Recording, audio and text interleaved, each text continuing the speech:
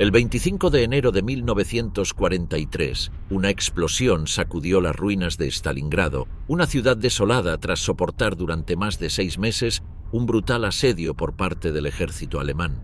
La explosión fue tan potente que la metralla alcanzó al Generaloberst Friedrich Paulus, un estratega de formación académica que había llegado a comandar todo un ejército en el campo de batalla. Gravemente herido, Paulus observó cómo sus tropas, previamente posicionadas al oeste de la ciudad, comenzaban a perder terreno mientras las fuerzas soviéticas avanzaban hacia el río Tsaritsa. Las órdenes que llegaban de Berlín, directamente de la boca del Führer, eran muy claras. El ejército resistirá hasta el último hombre y la última bala. Según la ideología nazi, rendirse o retirarse equivalía a poco menos que traición y se castigaba con la muerte en la mayoría de los casos. Pero en este caso, las órdenes de Hitler determinaron el fracaso total de los intentos de romper el cerco soviético, así como el plan poco realista de Hermann Göring, jefe de la Luftwaffe, de abastecer a las tropas cercadas por aire. Hitler se negó a autorizar una rendición. Aceptarla significaría una catástrofe simbólica para el régimen y una poderosa victoria propagandística para el enemigo. En este contexto, las tropas de los ejércitos soviéticos 21 y 62 apretaban el cerco día a día, aislando a los alemanes en focos de resistencia. Primero dos, uno en el norte y otro más pequeño en el sur, y luego incluso fragmentando el más grande. Durante esos últimos días de enero, varios cientos de soldados alemanes intentaron huir, ya sea en pequeños grupos o en solitario. Algunos oficiales consideraron romper el asedio para alcanzar sus propias líneas, pero la mayoría de los intentos fracasaron.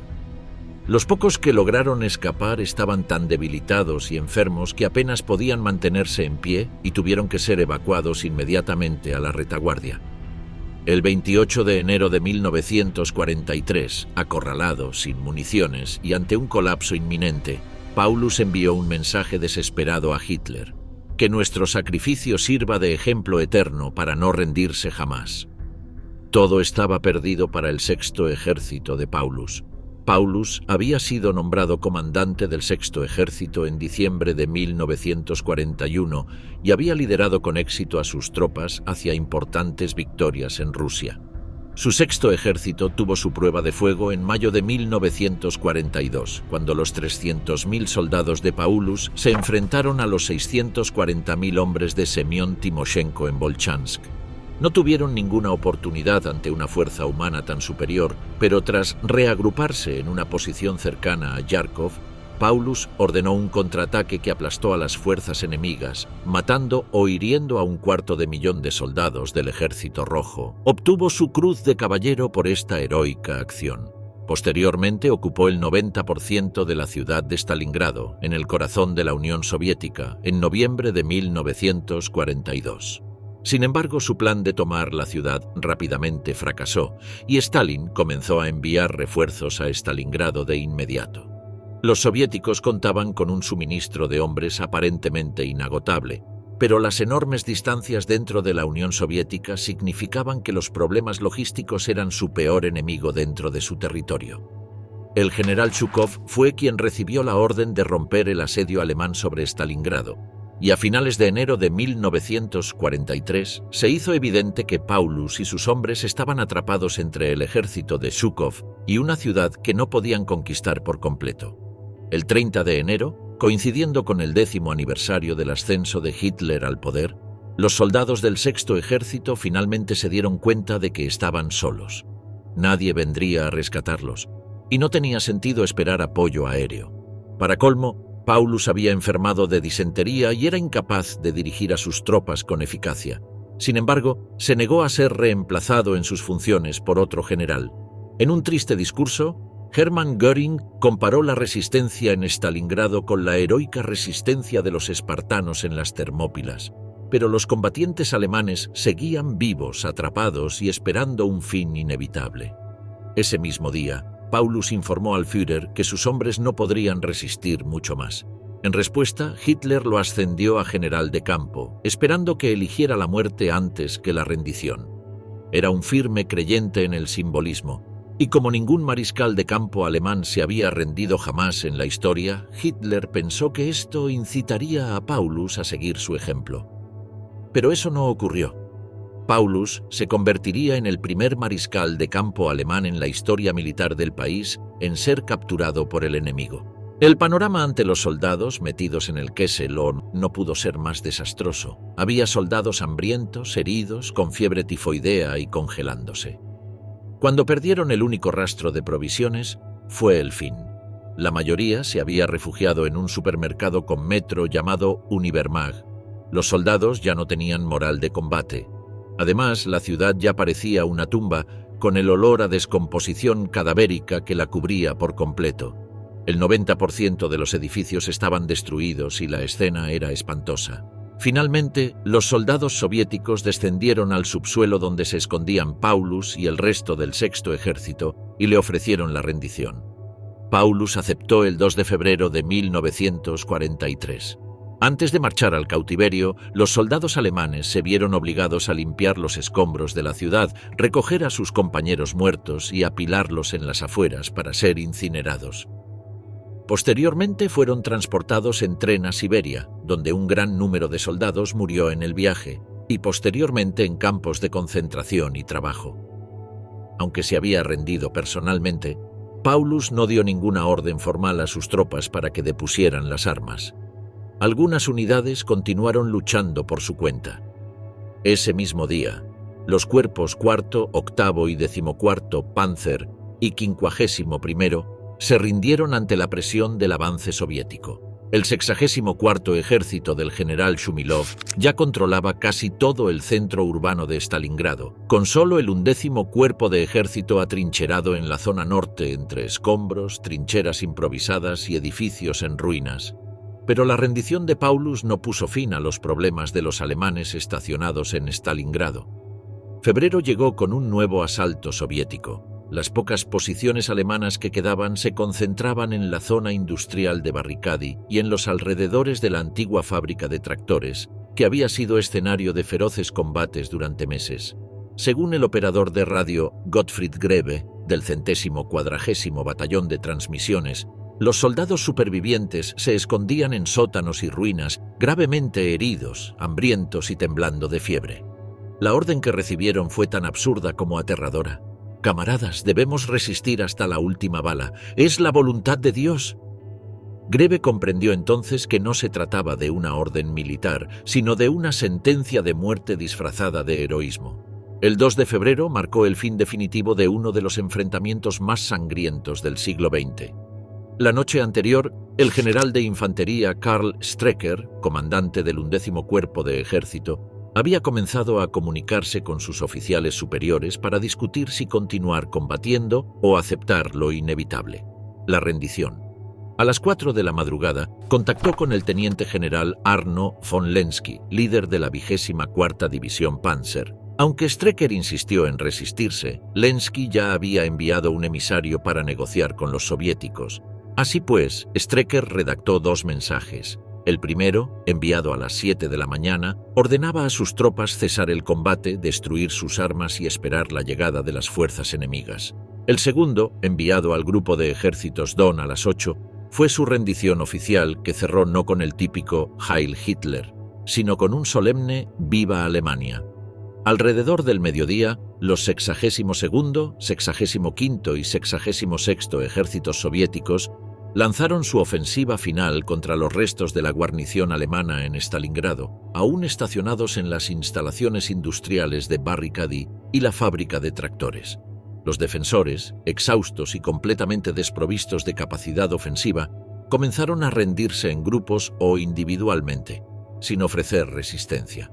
Algunos intentaron huir a la estepa, mientras que otros optaron por esconderse en túneles y ruinas. Unos pocos, reacios a rendirse, continuaron luchando sin esperanza. A principios de marzo, estos últimos remanentes fueron localizados y eliminados por las fuerzas de la guarnición soviética, apoyadas por destacamentos de la policía secreta soviética.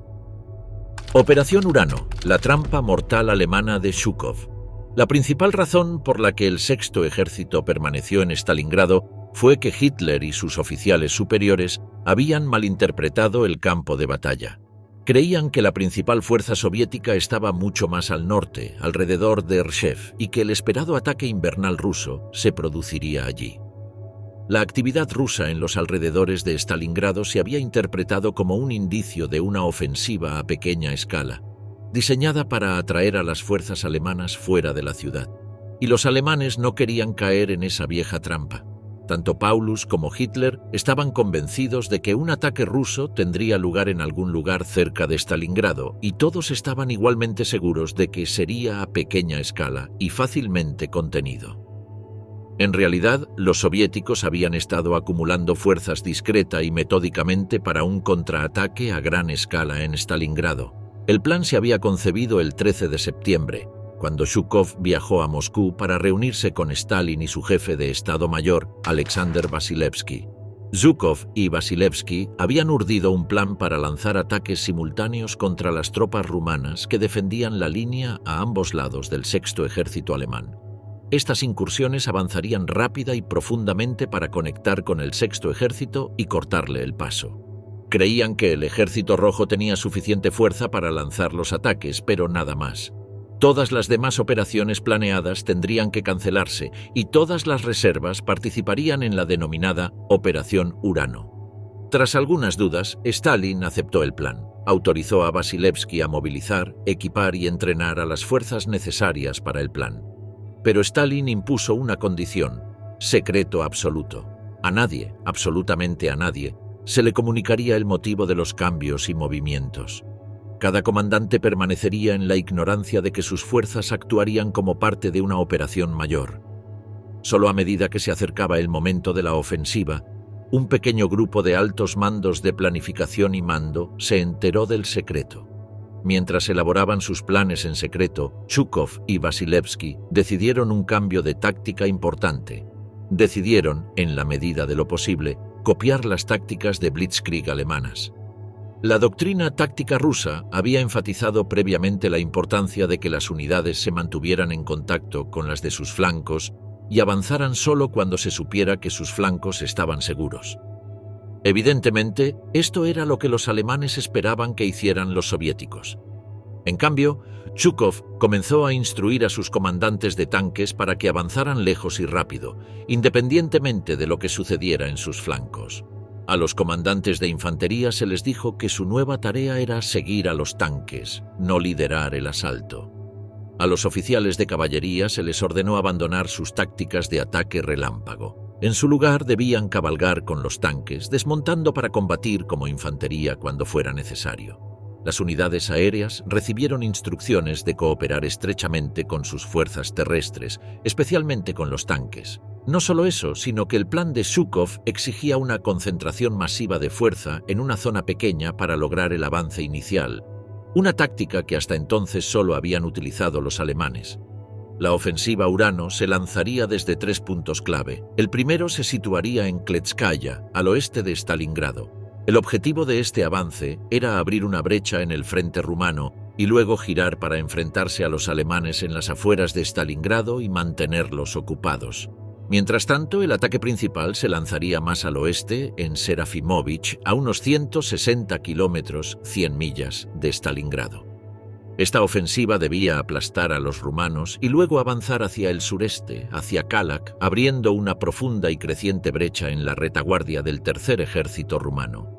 Se lanzaría un ataque final al sur de Stalingrado, en Plodovitoye. Este avance también debía ser profundo y rápido, con el objetivo también en Kalach. Cuando las columnas se encontraran en Kalach, los alemanes en Stalingrado quedarían rodeados y atrapados. Zhukov y Vasilevsky estimaron que la capacidad ofensiva del ejército rojo se habría agotado. Los soviéticos pasarían entonces a la defensiva para mantener el terreno ganado e impedir la huida del sexto ejército, atrapado. Con tiempo suficiente, Zhukov estimó que Paulus y sus hombres se rendirían por inanición.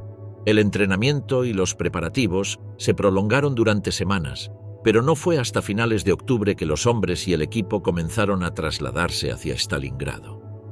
Al mismo tiempo, se ordenó a quienes estaban en primera línea realizar patrullajes y reconocimientos más intensivos para determinar la disposición de los rumanos y los detalles del terreno sobre el que se lanzarían los ataques, Los movimientos de las fuerzas soviéticas se llevaban a cabo en el más absoluto secreto. Cada unidad sabía a dónde se dirigía, pero ignoraba los demás movimientos. Los prisioneros y desertores rusos informaban a los rumanos y alemanes sobre sus propios regimientos, pero eso era todo. Se intentó ocultar la concentración a los pilotos de la Luftwaffe. Todos los movimientos de tropas se realizaban de noche, mientras que las tropas y su equipo permanecían inmóviles bajo camuflaje durante el día. También se producían numerosas actividades falsas para despistar al enemigo. A las 4 de la madrugada del 19 de noviembre, las tropas rusas fueron despertadas y recibieron sus órdenes. Llevaban tiempo sospechando la inminencia de un ataque, pero no fue hasta esa hora tardía que se dieron cuenta de lo que estaba en juego.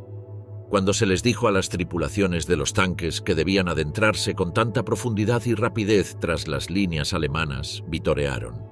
El ataque debía comenzar al amanecer. Al salir el sol, había una densa y gélida niebla. El ataque comenzó a la hora prevista. Zhukov había reunido una enorme fuerza para su ataque. Contaba con 9 ejércitos, más de 1 millón de hombres, 13.000 cañones, 894 tanques y 1.150 aviones. La magnitud del esfuerzo queda demostrada por el hecho de que 2/3 de todos los tanques soviéticos en condiciones operativas se lanzaron a la ofensiva. La artillería abrió fuego primero, inundando las posiciones rumanas con la descarga de artillería soviética más intensa y prolongada de la guerra hasta la fecha.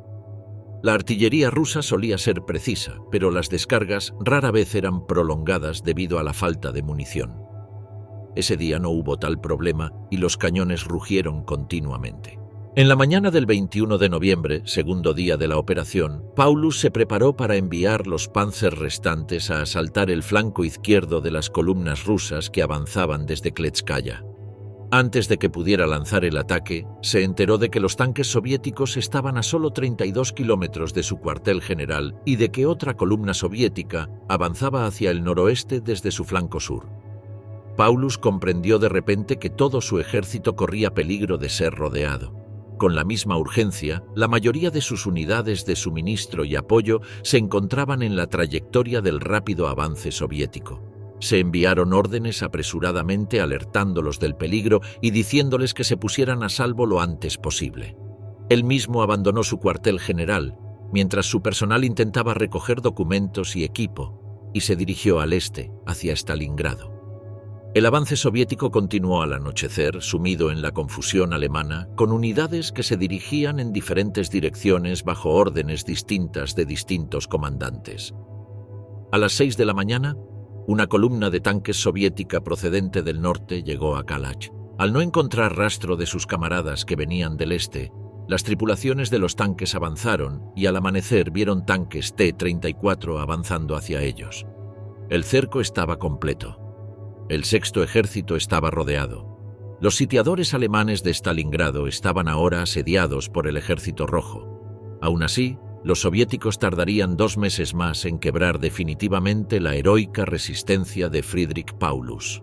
El 3 de febrero de 1943, la Luftwaffe realizó su último vuelo sobre los cielos devastados de Stalingrado.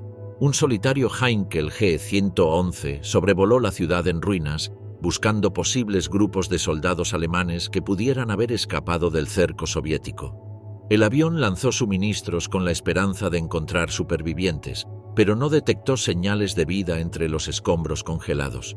Ese vuelo simbolizó el final de una batalla colosal que dejó casi 2 millones de muertos, heridos o desaparecidos, y se convirtió en uno de los enfrentamientos más feroces y decisivos del siglo XX. La Operación Urano, magistralmente planificada por el mariscal soviético Georgy Zhukov, logró su objetivo principal, cercar y destruir al sexto ejército alemán. Para el ejército rojo, fue la primera gran victoria estratégica con consecuencias irreversibles. Representó no solo una ganancia territorial, sino también un renacimiento moral que transformó el curso de la guerra en el frente oriental. Parafraseando a Churchill para la Unión Soviética, fue el principio del fin del terror nazi. Para la Alemania de Hitler, en cambio, Stalingrado marcó el inicio del colapso. La primera vez que la maquinaria bélica del Reich se desmoronó por completo ante un enemigo imparable. Un destino peor que la muerte. ¿Qué ¿Qué pasó con los prisioneros alemanes? A las 16 horas del día de la captura de Paulus, el 2 de febrero, los generales Konstantin Rokossovski y Nikolai Voronov enviaron un informe oficial al alto mando en Moscú anunciando la caída definitiva de Stalingrado y el cese total de las operaciones militares en la ciudad y sus alrededores. Como señaló el jefe de Estado Mayor del 62º Ejército, Nikolai Krylov, el día fue sorprendentemente tranquilo en cuanto a combate activo. Sin embargo, el número de prisioneros aumentó drásticamente. Unos 40.000 soldados alemanes más se rindieron ese día, sumándose a los 50.000 capturados el 31 de enero.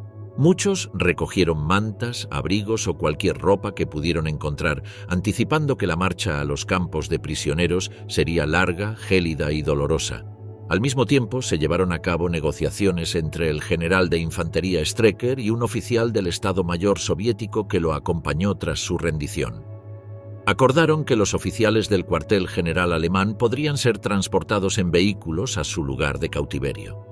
Sin embargo, utilizarían sus propios vehículos, ya que los soviéticos carecían de recursos suficientes y no habría transporte para todos. Varios oficiales, incluidos algunos de alto rango, tuvieron que emprender su marcha hacia el cautiverio a pie, a través de la nieve, en el silencio de una guerra que ya había terminado para ellos. La dureza de los campos de concentración soviéticos era bien conocida por los alemanes, que habían oído cientos de historias sobre lo difícil que era soportar la vida allí. La batalla de Stalingrado había agotado las líneas de suministro alemanas, y la magnitud de la destrucción significaba que muchos de los soldados alemanes capturados ya estaban medio muertos de frío y desnutrición. A esto se sumó el hecho de que los obligaron a marchar durante días hasta la estación de ferrocarril más cercana y luego los enviaron a campos de concentración que eran poco más que recintos. En Krasnoarmeysk había edificios sin techo y en Beketovka el alojamiento consistía en edificios en una aldea evacuada. La atención médica era mínima, las instalaciones sanitarias inexistentes y la calefacción imposible. Entre el 3 de febrero y el 10 de junio de 1943, la mitad de la población del campo, de 27.078 personas, había muerto. Debido a la enorme cantidad de prisioneros capturados tras la rendición de Stalingrado, el 3 de febrero de 1943 se inauguró el campo de prisioneros número 108 en Beketovka, una zona cercana a la ciudad. Sin embargo, las instalaciones pronto resultaron insuficientes para gestionar tal avalancha humana, y la Dirección de Prisioneros de Guerra de Stalingrado ordenó la apertura de nuevos centros de internamiento en diversas partes de la región. A pesar de estos esfuerzos, la población de prisioneros comenzó a disminuir drásticamente. Heridas sin tratar, infecciones, hambre extrema y las severas condiciones climáticas causaron la muerte de miles de personas. En lugares como el campo de Yutski se estima que alrededor del 70% de los reclusos murieron por causas relacionadas con la desnutrición. La toma de prisioneros en Stalingrado fue muy cruel. Acorralados por el Ejército Rojo, a menudo eran sistemáticamente saqueados a punta de pistola, llevándose relojes, anillos, ropa, cinturones de cuero y botas, y les cortaban los dedos donde no podían sacarse los anillos. Desde el punto de concentración eran trasladados a campos cercanos, pero estos, a menudo, eran poco más que recintos. Las propias marchas se cobraron muchas vidas, principalmente debido al frío y las implacables condiciones invernales de Rusia. Miles de soldados y oficiales alemanes morían congelados camino a los campos. Quienes podían caminar debían hacerlo. Detenerse en seco o negarse a avanzar siempre terminaba con los soldados fusilados por los soviéticos y abandonados a su suerte en la cuneta del camino.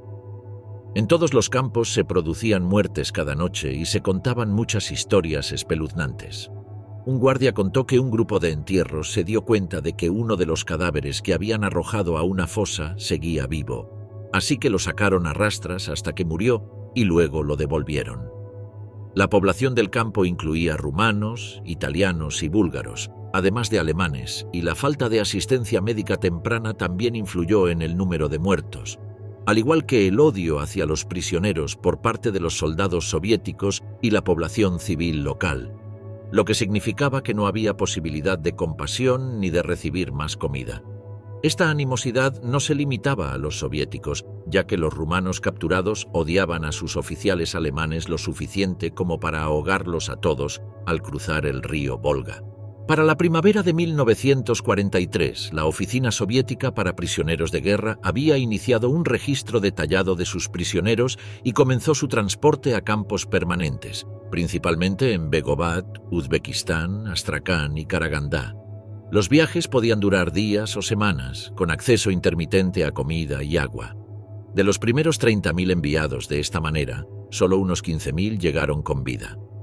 Al final del conflicto, la realidad era devastadora. De los más de 90.000 soldados alemanes que se rindieron en Stalingrado, solo unos 6.000 lograron regresar a Alemania años después. Pero esto ocurrió solo tras varios años de cautiverio, con la liberación de los primeros prisioneros en 1949 y la de otros a lo largo de la década de 1950. El destino de los prisioneros restantes estuvo explícitamente ligado a la diplomacia soviética alemana occidental tras el stalinismo. En mayo de 1955, las potencias occidentales suspendieron el Estatuto de Ocupación, convirtiendo así a Alemania Occidental en un estado independiente, con Konrad Adenauer como canciller. Tras obtener el reconocimiento soviético de su país durante una visita a Moscú, también logró negociar el regreso de los prisioneros restantes en cautiverio soviético. De los 9.626 hombres que aún se encontraban en cautiverio soviético en 1955, 8.877 habían sido indultados formalmente por los soviéticos, pero los 749 restantes no fueron amnistiados, sino entregados por haber cometido los crímenes de guerra más graves. El último de ellos llegó en enero de 1956. El general Walter Kurt von Seydlitz-Kurzbach había estado en manos soviéticas desde enero de 1943, tras ser relevado del mando por Paulus en Stalingrado. Ambos se unieron al Comité Nacional para una Alemania Libre, y Paulus testificó en los juicios de Nuremberg en 1946. Fue liberado por los soviéticos en 1953 y logró vivir 4 años más en Dresde, donde falleció el 1 de febrero de 1957. ¿El general Walter von Seydlitz, víctima de la propaganda soviética? El Sexto Ejército contaba con 4 cuerpos de artillería e infantería bajo su mando. El 51º Cuerpo estaba al mando del general Walter von Seydlitz, miembro de una de las familias militares más famosas de Alemania y veterano de la Primera Guerra Mundial. El 51º Cuerpo de Ejército desempeñó un papel importante en la batalla de Stalingrado, y el propio Seydlitz era reconocido por su valentía y sus habilidades estratégicas. Seydlitz, miembro de la aristocracia militar que se remontaba a la época de Federico II, estaba cada vez más insatisfecho con la forma en que Hitler dirigía sus ejércitos en Stalingrado. Sin embargo, no podía expresar sus quejas, ya que Hitler era conocido por castigar severamente a quienes se atrevían a contradecirlo.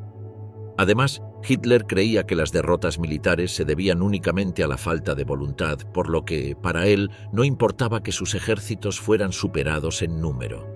La rendición solo tenía una explicación: la cobardía. Por ello, Hitler ordenó al Sexto Ejército, que asediaba Stalingrado, defender sus posiciones a toda costa. Seydlitz se opuso a esta orden, pues consideraba completamente impensable que un ejército con 22 divisiones entrara en defensa total y, por lo tanto, se privara de toda libertad de movimiento.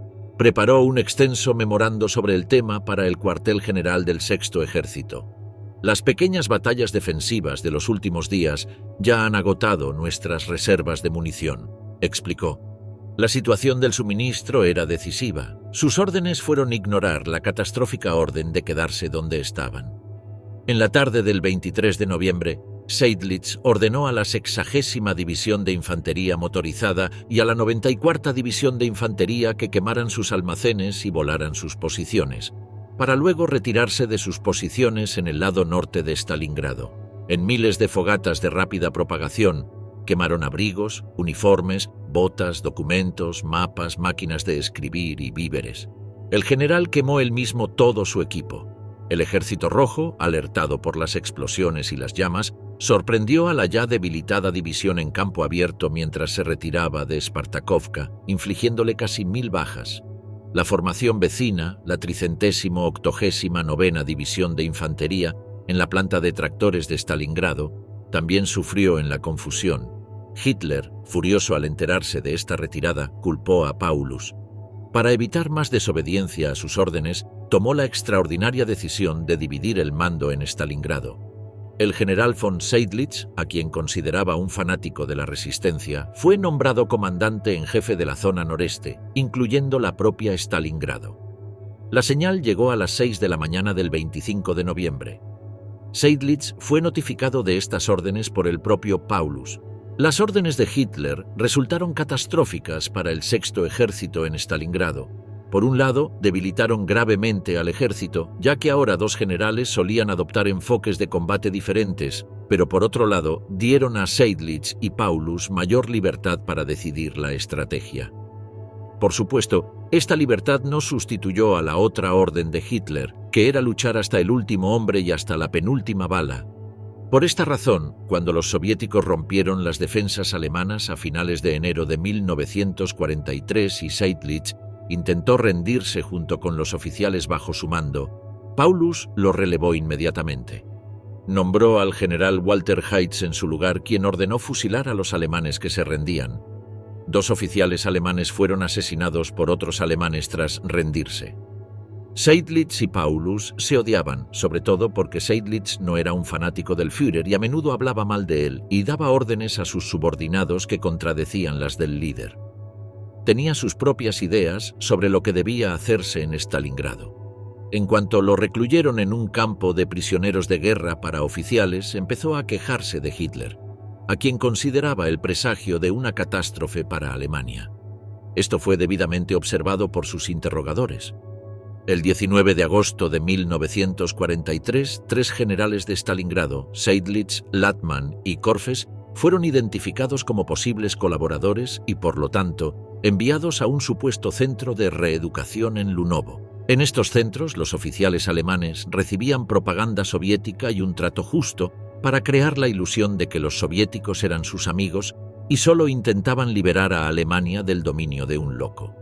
Según informes de la inteligencia soviética, Seydlitz parece haber quedado abrumado emocionalmente por lo que él creía que era un cambio de actitud colectivo de muchos oficiales, todos deseosos de salvar a Alemania del apocalipsis hitleriano. Se veía a sí mismo como su líder natural. A principios de septiembre, Seydlitz, Korfes y Latman fueron enviados de vuelta a Voikovo para convencer a los demás generales de Stalingrado. Su llegada a altas horas de la noche hizo que los generales salieran de sus habitaciones en pijama, intrigados por saber a qué se debía todo el alboroto. Pero cuando Seydlitz anunció su plan para derrocar a Hitler, el general Strecker se marchó furioso.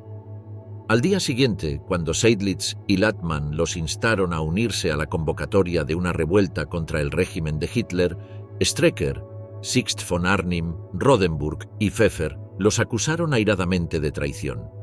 Sin embargo, Seydlitz y sus colegas lograron convencer a los generales Edler, von Daniels, Drever y Schlomer.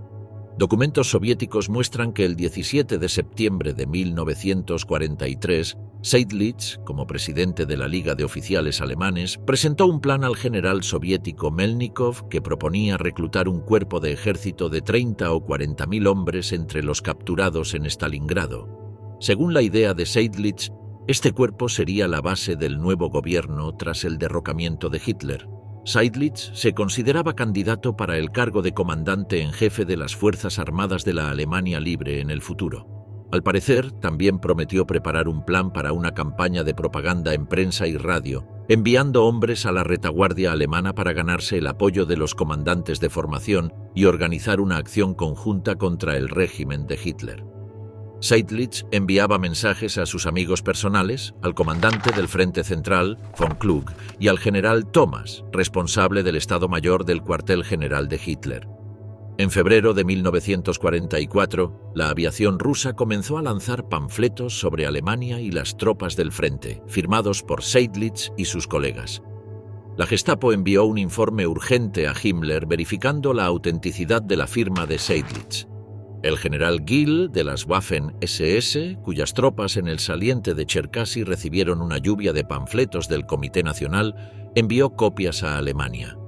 También devolvió cartas personales dirigidas a él por los generales Seydlitz y Korfes, quienes habían sido enviados a su parte del frente por Shcherbakov. La escritura fue analizada de nuevo por la Gestapo y confirmada como exacta. Los panfletos sembraron el pánico. Hitler convocó a Himmler a una reunión y luego envió al general Schmund con una declaración de lealtad para que la firmaran los mariscales de campo. Ni siquiera esto fue suficiente para tranquilizarlo. El 19 de marzo, Rundstedt, Rommel, Kleist, Busch, Weichs y Manstein fueron convocados a sus puestos en el Berghof para leer un mensaje que condenaba al general von Seydlitz-Kurzbach, el despreciable traidor a nuestra santa causa, y enfatizaba su apoyo a Hitler. Otros documentos soviéticos confirman que la idea de Seydlitz de crear una fuerza antinazi de unos 40.000 prisioneros de guerra alemanes para ser trasladados por aire a Alemania nunca se consideró seriamente. En Alemania, su familia fue detenida por los crímenes de un familiar. En Rusia, en 1949, fue acusado de crímenes de guerra. Fue juzgado por su responsabilidad en acciones contra prisioneros de guerra soviéticos y la población civil mientras servía en el ejército alemán.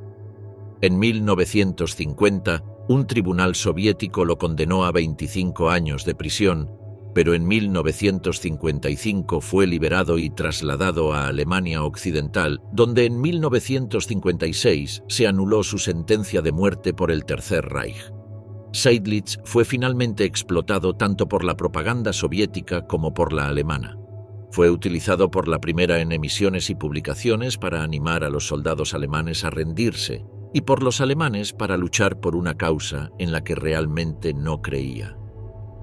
Consecuencias de la derrota nazi en Stalingrado. El principio del fin.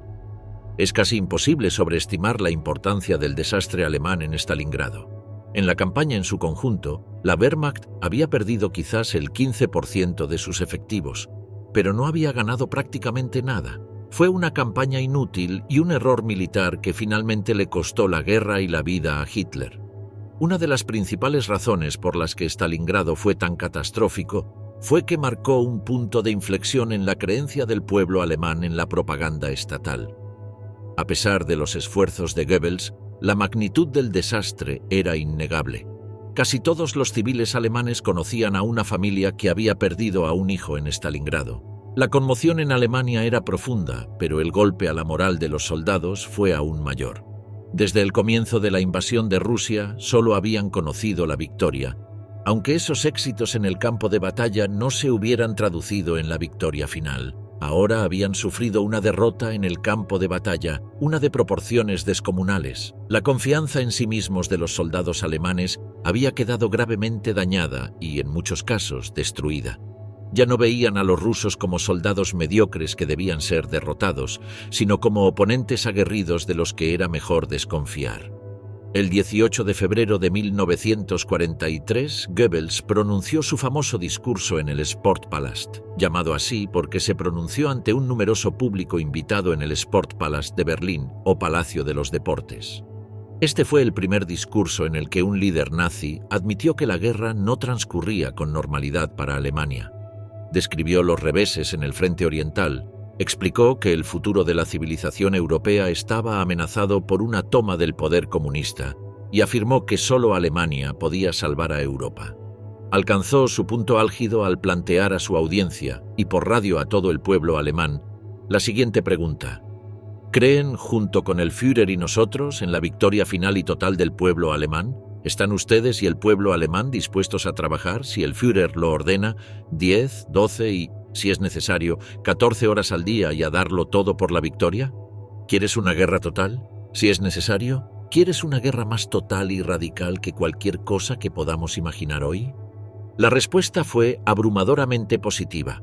Alemania se puso en pie de guerra por primera vez. La producción de bienes de consumo cesó y las fábricas se dedicaron a la fabricación masiva de material bélico. Se siguió utilizando mano de obra esclava de los países conquistados, pero los trabajadores alemanes se vieron cada vez más obligados a trabajar más tiempo y con más ahínco. Se exigieron sacrificios cada vez mayores en términos de esfuerzo, dinero y vidas. Para muchos alemanes, Stalingrado representó un punto de inflexión crucial en la guerra.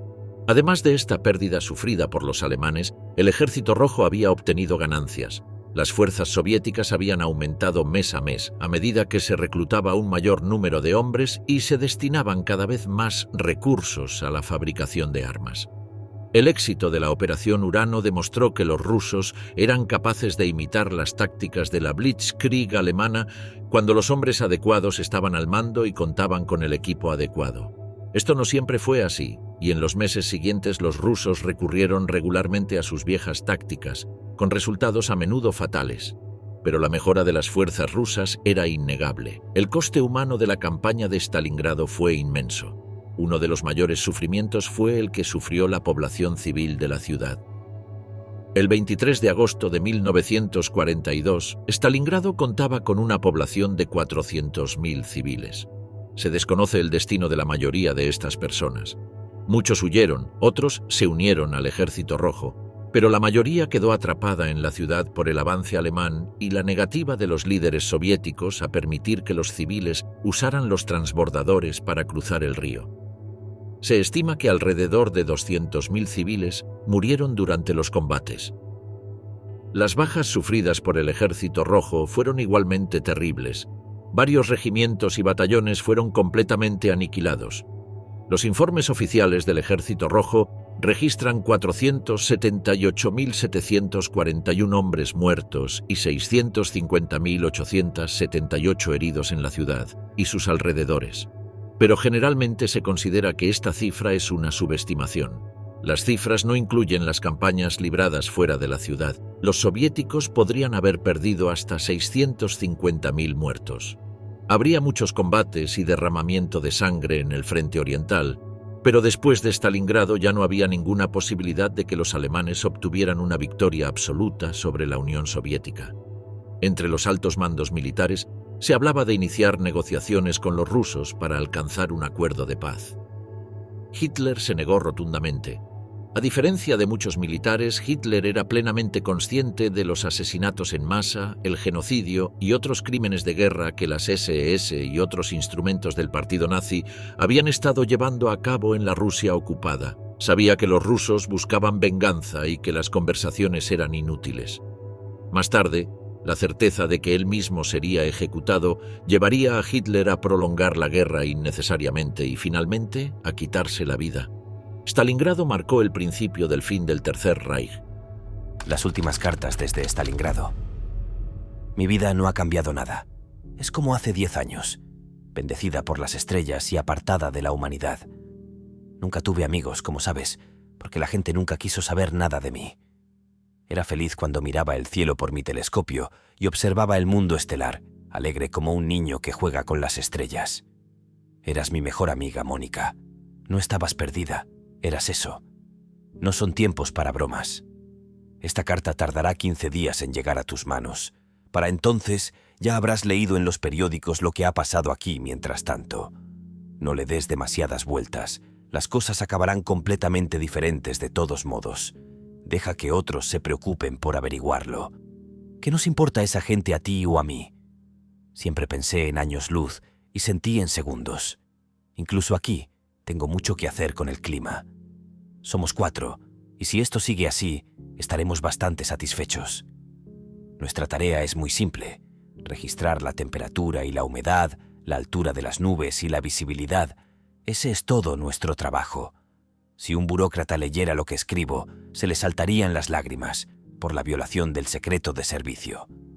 Mónica, ¿qué es nuestra vida comparada con los millones de años del cielo estrellado? En esta hermosa noche, veo a Andrómeda y a Pegaso sobre mi cabeza. Los he estado observando durante bastante tiempo, y pronto estaré muy cerca de ellos. Mi paz y mi satisfacción se las debo a las estrellas, entre las cuales tú eres la más hermosa. Las estrellas son inmortales, y la vida humana es como una mota de polvo en el todo. A mi alrededor todo se derrumba. Un ejército entero muere. Arden el día y la noche, y 4 hombres se afanan en registrar la temperatura y la altura de las nubes. No entiendo mucho de guerra. Ni un solo hombre ha caído en mis manos. Ni una sola vez he disparado mi pistola, aunque está cargada.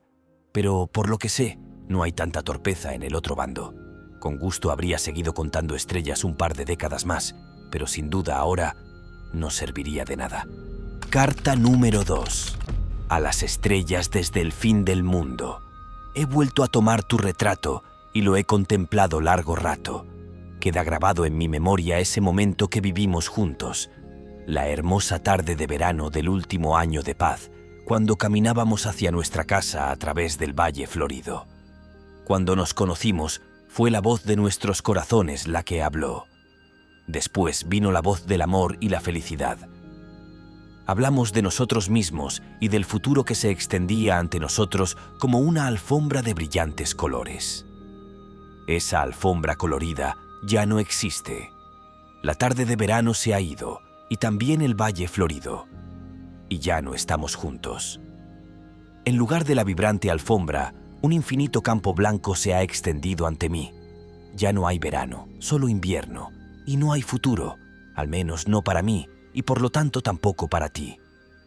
Durante mucho tiempo sentí una sensación inexplicable, sin saber qué era, pero hoy lo sé. Es miedo, miedo por ti. A miles de kilómetros de distancia sentí como si estuvieras a mi lado.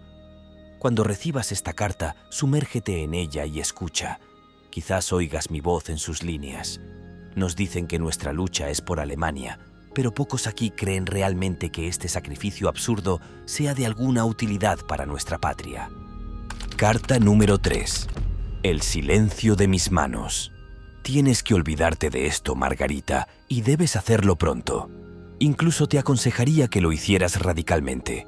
Cuanto más a fondo lo hagas, menos dolorosa será la decepción. Por tus cartas, veo que anhelas volver a verme. Es natural anhelar eso. Yo también te anhelo, apasionadamente de hecho. Eso no es lo que me preocupa. Lo que me preocupa es que, entre líneas, percibo un anhelo no solo por el hombre y el amante, sino por el pianista. Puedo leerlo con bastante claridad. No se trata de una extraña confusión de sentimientos.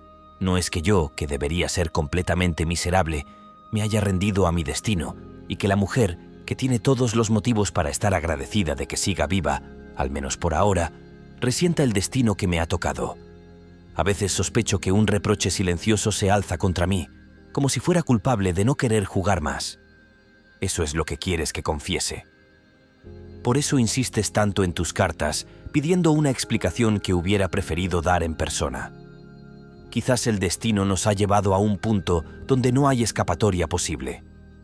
No sé si tendré otra oportunidad de hablarte, así que es bueno que esta carta llegue a tus manos ahora y que lo sepas si algún día aparezco. He perdido las manos desde principios de diciembre. En la izquierda me falta el meñique. Pero peor es la mano derecha. Tengo los dedos índice, medio y anular congelados. Todavía puedo levantar una taza con el pulgar y el meñique. Me siento impotente. Solo cuando faltan los dedos uno se da cuenta de lo necesarios que son incluso para las tareas más pequeñas. En el mejor de los casos, todavía puedo apretar el gatillo con el meñique. He perdido las manos. Pero no puedo pasarme la vida disparando si ya no puedo ser útil de ninguna otra manera. O basta con ser guardabosques. ¡Qué humor macabro! Y si sigo escribiendo, es solo para tranquilizarte. Kurt Hanke, a quien creo que recuerdas del conservatorio, promoción del 37, tocó la apasionata en un piano de cola en plena Plaza Roja. No se ven cosas así todos los días. La casa había sido volada por los aires, pero rescataron el piano y lo dejaron en la calle. Cada soldado de infantería que pasaba pulsaba las teclas al azar. Y yo te pregunto, ¿dónde más, si no aquí, se pueden encontrar pianos en la calle? Te lo dije una vez. Kurt tocó el Four de enero como nunca antes. Pronto estará en el frente. Perdón por usar la palabra frente. La guerra nos ha cambiado a todos y al mundo que nos rodea. Cuando ese joven regrese a casa, oiremos muchas cosas admirables sobre él. Sin duda, nunca olvidará esas horas. El espíritu y el ambiente público se encargarán de ello. Es una pena no ser escritor. Me gustaría plasmar en palabras la imagen de cientos de soldados envueltos en abrigos con las cabezas envueltas en mantas, apiñados. Murmullos por todas partes, pero nadie perturbó el momento. Estaban escuchando a Beethoven en Stalingrado, aunque no lo entendieran. ¿Estás más feliz ahora que sabes toda la verdad? Carta número 4. Demasiado tarde para un consejo. Ahórrame tus consejos bien intencionados. ¿Te das cuenta siquiera de la situación en la que me estás poniendo? ¿Qué clase de palabras son esas? No habrías actuado así si hubieras sabido cómo funcionan las cosas en realidad.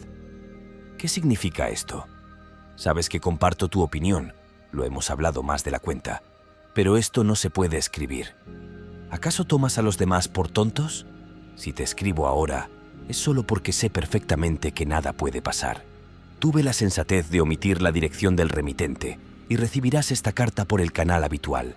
Incluso si alguien supiera quién escribió estas líneas, no hay lugar más seguro para mí ahora mismo que Stalingrado. Es tan fácil decir: depongan las armas. ¿Crees que los rusos nos van a perdonar? Eres inteligente. ¿Por qué no les pides a tus amigos que dejen de reabastecernos con munición y material bélico? Es fácil dar buenos consejos, pero las cosas no van como uno se imagina. ¿Liberación de los pueblos?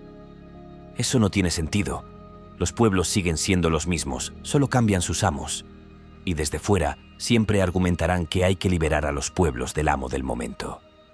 En 1932 habría sido el momento oportuno para actuar, lo sabes perfectamente, y se perdió la oportunidad. Hace 10 años aún existía el voto. No usarlo ahora nos está costando esa pequeña cosa que llamamos vida. Carta número 5. Cuando se acaba la esperanza. Esta mañana, en el puesto de combate, Hannes me convenció para que te escribiera.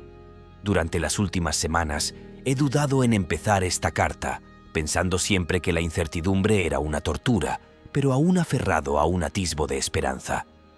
No dejaba de pensar en cómo podría acabar todo, y cada noche me dormía con el mismo pensamiento. La incertidumbre de nuestra situación, oscilando constantemente entre la esperanza de refuerzos y la inminente perspectiva de la derrota. Pero también evitaba afrontar la realidad de lo incierto que es todo, quizás por cobardía. Podría haber estado enterrado 3 veces, pero si hubiera sucedido, habría sido repentino e inesperado. Ahora, las cosas han cambiado. Desde esta mañana, sé exactamente qué está pasando. Y como ahora me siento extrañamente libre, tú también debes liberarte de esta terrible incertidumbre. Al mirar el mapa me estremecí. Estamos completamente solos, sin ayuda externa. Hitler nos ha abandonado. Esta carta solo saldrá si el aeródromo permanece en nuestras manos. Estamos al norte de la ciudad. Los hombres de mi batería sospechan de nuestro aislamiento, pero no lo saben tan claramente como yo. Parece que nos acercamos al final. Ni Hannes ni yo iremos al cautiverio. Ayer vi a 4 hombres hechos prisioneros por los rusos después de que nuestra infantería recuperara brevemente la base aérea. No iré a un campo de prisioneros. Cuando Stalingrado haya caído, oirán y leerán sobre ello y sabrán que no regresé. Carta número 6. 2 caminos restantes, el cielo o Siberia. Al final, no tiene sentido rebelarse contra esto, y si hubiera una salida, estoy seguro de que la habría encontrado. Naturalmente, lo he intentado todo para escapar de esta trampa, pero solo quedan 2 caminos: subir al cielo o irme a Siberia. Lo mejor es esperar y ver qué pasa, porque todo lo demás, como ya he dicho, es inútil. En casa, algunos caballeros se frotarán las manos de satisfacción, pues conservarán sus asientos y puestos. En más de un periódico, leerán hermosas y pomposas palabras enmarcadas en gruesos bordes negros. Honrarán nuestra memoria. No se dejen engañar por ese ruido estúpido. Tengo ganas de destrozarlo todo, pero nunca me he sentido tan impotente. Solo me repito una cosa: mantente sano y sobrevivirás a los peores momentos. La salud es la primera condición para volver a casa. No estoy listo para dejar la silla en mi propia casa. Cuando regreses a los demás, diles esto, tal como está escrito aquí. Cuanto más alto se sienta uno en una silla, más dura es la caída. Carta número 7. La verdad que mereces saber. Eres la esposa de un oficial alemán, y por eso recibirás lo que voy a decirte con estoicismo y fortaleza, la misma fortaleza que demostraste el día que estuviste en el andén del tren mientras partía hacia el este. Nunca se me ha dado bien escribir cartas. Las mías nunca han tenido más de una página. Hoy tenía muchas cosas que quería decirte, pero las pospondré para más adelante. Más adelante significa dentro de 6 semanas si todo va bien y dentro de 100 años si no. Debes estar preparada para eso. Si todo va bien, tendremos tiempo para hablar de todo, y en ese caso, ¿para qué intentar escribir una carta larga, algo que de todas formas no se me da bien? Y si las cosas van mal, las palabras no servirán de mucho. Ya sabes lo mucho que me unes a ti, Augusta. Hemos hablado poco o nada de nuestros sentimientos. Te quiero profundamente, y tú me quieres. Así que debes saber la verdad, y la verdad está en esta carta. La verdad es la consciencia de la lucha más sangrienta en una situación desesperada. Miseria, hambre, frío, renuncia, duda, desesperación y una muerte aterradora. Durante mi ausencia no les conté nada de esto. Tampoco hablé de ello en mis cartas. Cuando estábamos juntos, y eso incluye nuestra correspondencia, éramos marido y mujer, y la guerra era solo una sombra odiosa pero inevitable sobre nuestras vidas. Pero la verdad también significa comprender que esto no es solo algo para lamentar, sino un hecho objetivamente comprobado. Mi responsabilidad personal por lo sucedido es innegable. Esa responsabilidad, sin embargo, es de 1 entre 70 millones. La proporción es pequeña, pero existe. No pienso huir de ella, y me digo a mí mismo que, al dar mi vida, habré pagado mi deuda. No hay necesidad de hablar de honor. Augusta, cuando llegue el momento, sabrás que debes ser fuerte. No te amargues ni sufras demasiado por mi ausencia. No soy un cobarde, solo me entristece no poder ofrecer una gran prueba de mi valentía, salvo morir por esta causa inútil por este crimen. Ya conoces el lema de H. Culpable reconocida, culpa expiada. No me olvides tan pronto. Carta número 8. Un trozo de pastel y una guerra de invierno. Te escribo unas líneas de nuevo, aunque ayer mismo te escribí una carta, y otra a Hans Müller. No puedes decir que nunca te escribo. Uno de mis compañeros lleva esta nota. Envío mis más sinceras felicitaciones a la abuela por su 70th de Gris cumpleaños, y lamento no haber podido disfrutar del pastel de cumpleaños con ella hoy. ¿Están llenas las pastelerías en casa? Aquí no tenemos pastel, pero en cuanto salgamos de esto, todo volverá a la normalidad. Mientras tanto, tenemos que seguir apretándonos el cinturón. Ve a la caja de ahorros, saca 50 marcos y cómprale un regalo a la abuela. Se pondrá contentísima. Seguro que los Berger aún tienen café. El marido trabaja en la administración del puerto. Si lo tienen, seguro que te dan. Solo diles que es para el cumpleaños. Les he hecho muchos favores a los Berger. Estoy escribiendo un montón de tonterías, pero más tonterías que nada. Uno nunca sabe si la bala que le corresponde ya está echada. Pero no te preocupes por nosotros. Seguro que superaremos esto y después todos nos tomaremos unas buenas vacaciones de 4 semanas. Hace mucho frío aquí ahora. ¿Hay nieve por allá también? Carta número 9. Esperando, contando, esperando. Todo a mi alrededor es confuso, enredado, hasta el punto de que no sé qué hacer. ¿No sería mejor poner el final al principio? Querida Ana, puede que te sorprenda recibir una carta que a primera vista resulta casi cómica, pero si la lees con calma, verás que no lo es en absoluto. Siempre me has visto como un hombre de clase media, y debo admitir que tenías razón, sobre todo cuando guardaba el pan del desayuno en el maletín. 2 rebanadas a la izquierda, 2 a la derecha, las manzanas encima y el termo encima. El termo tenía que estar sobre las manzanas para que la mantequilla no ablandara el pan. Aquellos eran los días, como lo decía siempre el tío Herbert, días de reflexión. Hoy ya no soy un burgués. En nuestro refugio reina un calor agradable. Desmontamos algunos coches y usamos las piezas para la estufa. Nadie debería saberlo, claro, aunque aquí tenemos preocupaciones más importantes. Mi yo está al lado. La mencioné en una carta hace unos días. Perteneció a un capitán. Les cuento todo esto con detalle, aunque preferiría escribir sobre otra cosa. Pero al mismo tiempo no lo haría. La situación parece grave. Eso es lo que dicen todos. Estamos en la retaguardia más alejada. De vez en cuando oímos disparos. Si no fuera por eso, olvidaríamos por completo que hay una guerra. Aquí todo está tan tranquilo que podría resistir 100 años, pero no sin ti. Claro, no durará tanto. Contamos cada día con salir de aquí. pero esas esperanzas contradicen los rumores. El ejército lleva 7 semanas rodeado. No puede aguantar otras 7. Mi permiso debía ser en septiembre, pero no lo conseguí, como muchos otros. Ayer por la mañana nos dijeron que 1/3 de nosotros podría ser enviado a casa. El sargento mayor de la compañía médica afirma haberlo oído. Pero aún podría tardar días. Aquí nadie sabe realmente qué está pasando. No he estado con ustedes en 8 meses, así que unos días más no importan. Lamentablemente, no podré traerles mucho, pero veré qué encuentro en Lemberg. Ya estoy deseando que llegue el feliz día en que nos den el permiso, y aún más, verles a ustedes y a mi madre. Cuando envíe el telegrama, asegúrate de avisarle al tío Herbert de inmediato. Es una alegría esperar algo con ilusión. Esa alegría me impulsa, sobre todo desde ayer por la mañana. Cada día marco una línea en el calendario. Cada línea significa que estoy un día más cerca de ti. Carta número 10. Muerte sin gloria. Sabes mejor que nadie cuánto me acobardé siempre, cuánto temía a Oriente y a la guerra en general. Nunca fui soldado, solo un hombre uniformado. ¿De qué me sirve eso ahora, ni a los que no se acobardaron ni tuvieron miedo? Sí, ¿de qué nos sirve a los extras de esta absurda representación? ¿Qué ganaremos con una supuesta muerte heroica?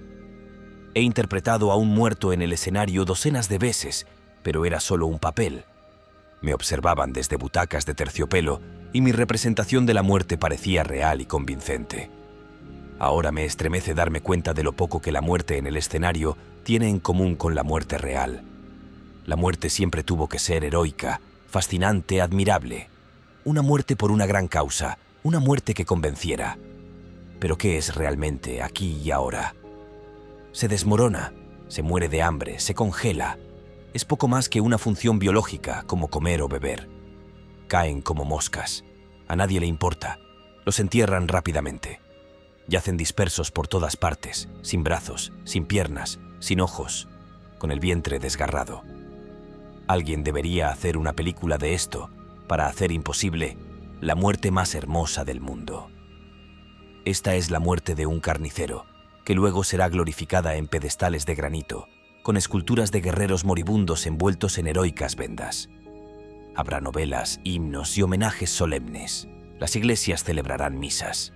Pero no quiero formar parte del rebaño. No me seduce la idea de pudrirme en una fosa común. Le escribí algo parecido al profesor H. Tú y él volverán a saber de mí. No te sorprendas si pasa un tiempo antes, porque he decidido tomar las riendas de mi destino. Carta número 11. Cordon Rouge y el silencio de la guerra. Esta noche, O y yo disfrutamos de una velada magnífica y tranquila. Todo está tranquilo al otro lado. Aquí no. El ruso está tranquilo y pudimos terminar temprano. Una buena botella de Cordon Rouge, disfrutada en completa paz, hizo la noche especialmente agradable. En las notas del diario de guerra leí algo de Binding y de alguien más. Qué sutil originalidad tiene este hombre al expresar lo que nos impresiona y conmueve. Elimina todo lo subjetivo o secundario. Lo que brilla en sus palabras es solo lo verdaderamente esencial, lo que irradia de su espíritu. No esperamos nada de las grandes decisiones que seguramente tendrán que tomar los de arriba algún día. Por supuesto, nadie puede asegurar si el rápido paso del tiempo cambiará esas decisiones. Hasta ahora se ha librado una lucha furiosa e implacable por la colina Iquis, tanto dentro como fuera de la ciudad. Generales y coroneles han acariciado la idea de que esta misma colina Iquis podría tener algún significado en la historia mundial. Y no solo generales.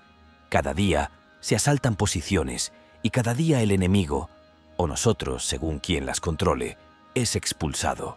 Ninguno de los dos bandos ha comprendido aún el sentido de tomarlas, incluso si pudieran conservarse. Parece que los pequeños detalles reflejan los grandes.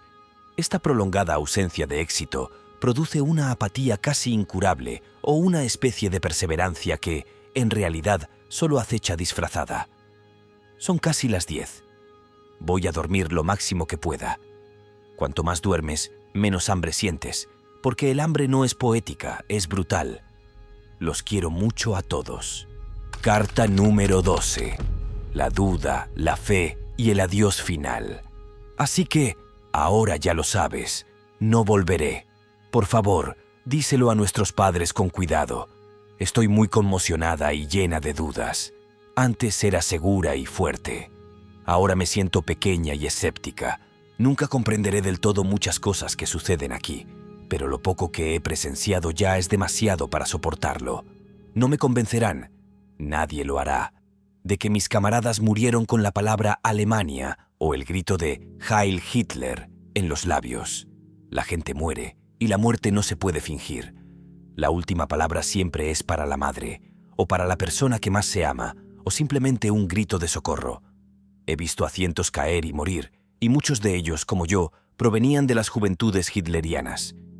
Pero casi todos, si les quedaban fuerzas, pedían ayuda o gritaban un nombre, alguien que no podía ayudarlos. Hitler había prometido firmemente sacarnos de aquí. Eso nos dijeron, y lo creímos de verdad. Y sigo creyendo en ello porque todavía necesito creer en algo. Pero si esta promesa no es cierta, ¿en qué puedo creer? Si no es cierta, no necesito la primavera, el verano ni nada que me traiga alegría. Déjame hablar de mi fe, querida Greta. He creído toda mi vida, o al menos durante 8 años, en el Führer y en su palabra. Es aterrador ver cuán llena de dudas y vergüenza está la gente aquí, ante verdades innegables, porque la realidad misma habla más fuerte que cualquier otra cosa. Si lo que nos prometieron no es cierto, Alemania está perdida. Porque entonces ninguna palabra, ningún juramento volverá a tener valor. Ay, esas dudas, esas terribles dudas. Ojalá pudieran desvanecerse. Carta número 13. Una Navidad fría junto al Volga. Por desgracia, la Navidad de la que tengo que hablarles no fue muy alegre, pero al menos estuvimos calentitos. Nuestra posición está justo a orillas del Volga. Conseguimos ron, no muy fuerte, pero estaba buenísimo. Uno de mis camaradas trajo algunas cosas de la división, jamón y fiambres en gelatina. Seguro que los raspó de la cocina, pero estaban deliciosos. Además, la cocina debía estar bien surtida de esas cosas, si no, no habría podido robar nada. El pan escasea, así que hicimos una especie de pastel. Mezclamos harina, agua y sal en una sartén y añadimos trozos de jamón. Claro, la harina no era precisamente de nuestro huerto. Esta es mi 4ª Navidad en la guerra, pero esta fue la más triste de todas. Cuando termine la guerra tendremos que recuperarnos de todo y con suerte, el año que viene podremos celebrar la Navidad en casa. Llevamos 3 meses en Stalingrado y no hemos avanzado ni un paso.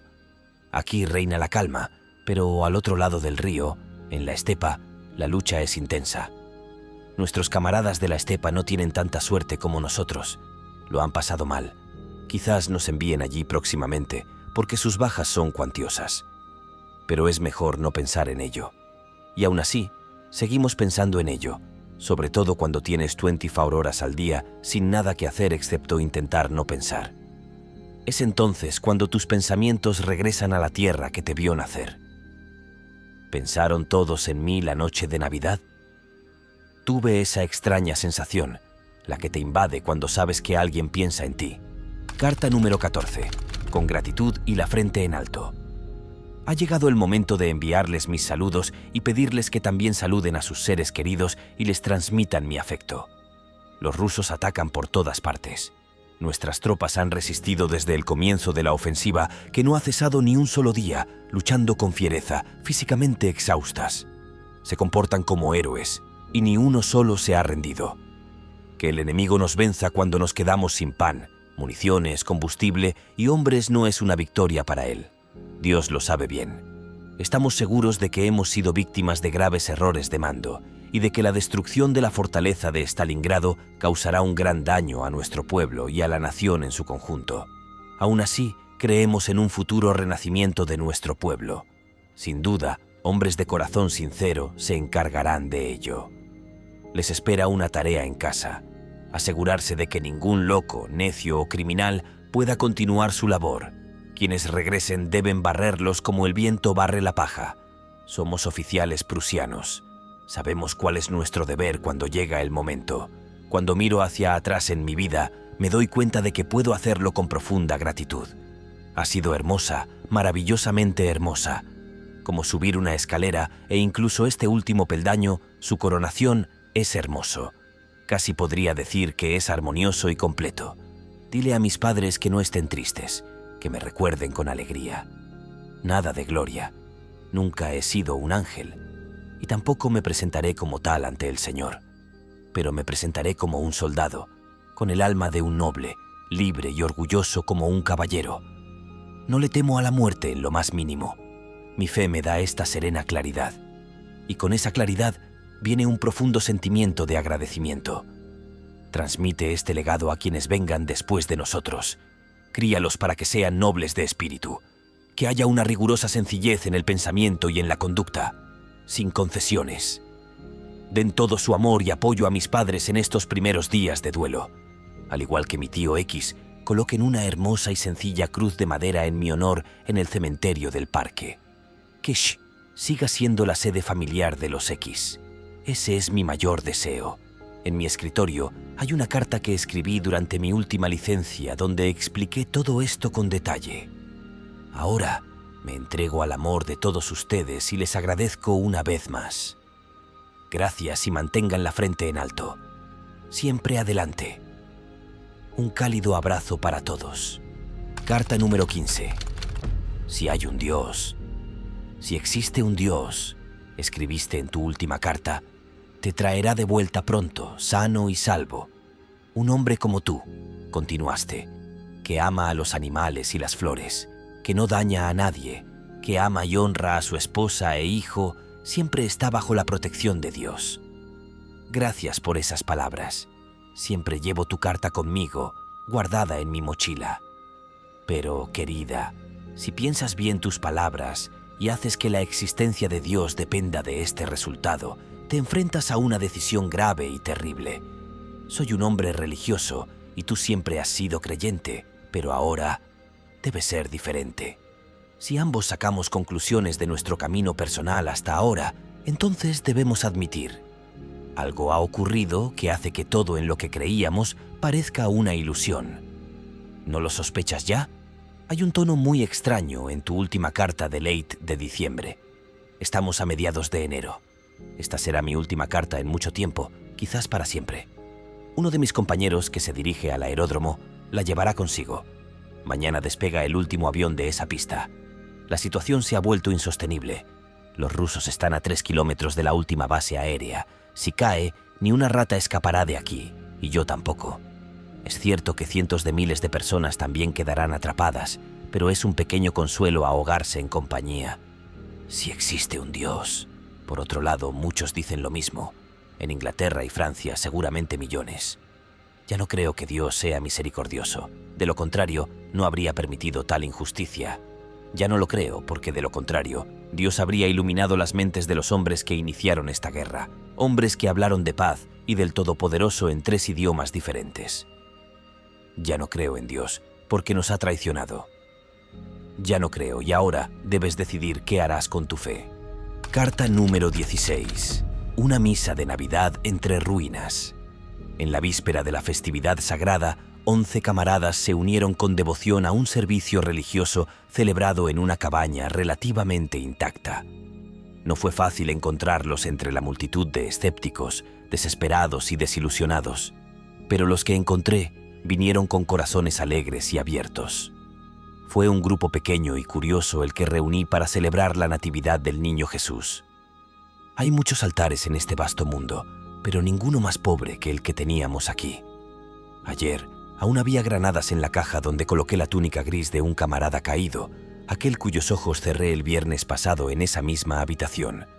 Le escribí a su esposa una carta de consuelo. Que Dios ponga sus manos misericordiosas sobre él.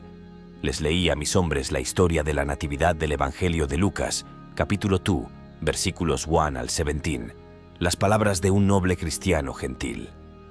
Les di pan negro duro como santo sacrificio y sacramento del altar, como el verdadero cuerpo de Jesucristo, y oré por su perdón y misericordia. No hablé del 5.º mandamiento. Los hombres estaban sentados en taburetes y bancos pequeños, con los ojos abiertos y rostros hambrientos, mirándome.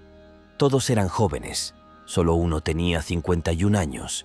Me da paz saber que pude consolarlos y fortalecerlos.